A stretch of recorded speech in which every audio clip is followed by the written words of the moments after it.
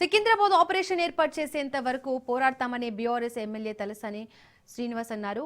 చారిత్రక నేపథ్యం ఉన్న సికింద్రాబాద్ పేరును కనుమరుగు చేసేందుకు రేవంత్ రెడ్డి సర్కార్ కుట్ర చేస్తోందని ఆరోపించారు. దమ్ముంటే హైదరాబాద్ పేరు మార్చనంటూ తలసాని సవాల్ చేశారు. జీహెచ్ఎంసీ డీలిమిటేషన్ తప్పుల తడకగా ఉందని, సికింద్రాబాద్ కార్పొరేషన్ కోసం అన్ని పార్టీలను కలుపుకొని బంద్లు, రాస్తారోకులు చేసి సాధించుకుంటామని ఎమ్మెల్యే తలసాని శ్రీనివాస్ తెలిపారు.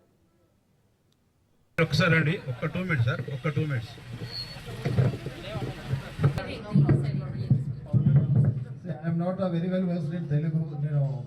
Hindi మాట్లాడతాను యాక్చువల్లీ.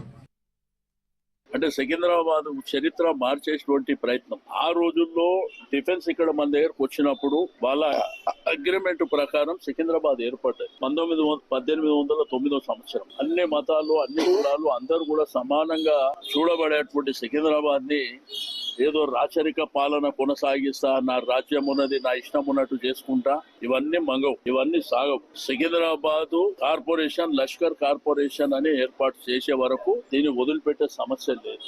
అందుకే 11వ తారీఖు నాడు లీ ప్యాలెస్ లో 10:30 గంటలకు సమావేశం ఏర్పాటు చేసినాం. ఇక్కడ ఉన్న స్టేక్ హోల్డర్స్ కావచ్చు, విద్యార్థులు కావచ్చు, మహిళలు కావచ్చు, యువకులు కావచ్చు, సికింద్రాబాద్ చరిత్ర తెలిసిన వాళ్ళు కావచ్చు, కలిసి వచ్చే అన్ని రాజకీయ పార్టీలను కూడా రమ్మంటు, స్వచ్ఛంద సంస్థల్ని రమ్మంటున్నాం. వివిధ ఆర్గనైజేషన్స్ ఉన్నాయి, మీకు వివిధ అసోసియేషన్స్ ఉన్నాయి. వాళ్ళందరినీ కూడా సికింద్రాబాద్ రైల్వే స్టేషన్ నుంచి ఒక శాంతి rally 2 months Manju Prashanth theatre, అమరవీరుల స్తూపం, క్లాక్ టవర్ కూడా ఒక హిస్టరీ ఉంది, అమరవీరుల స్తూపం. అక్కడ నుంచి మంజు థియేటర్ మీదుగా, ప్యారడైస్ మీదుగా సికింద్రాబాద్ గాంధీ స్టాచ్యూ వరకు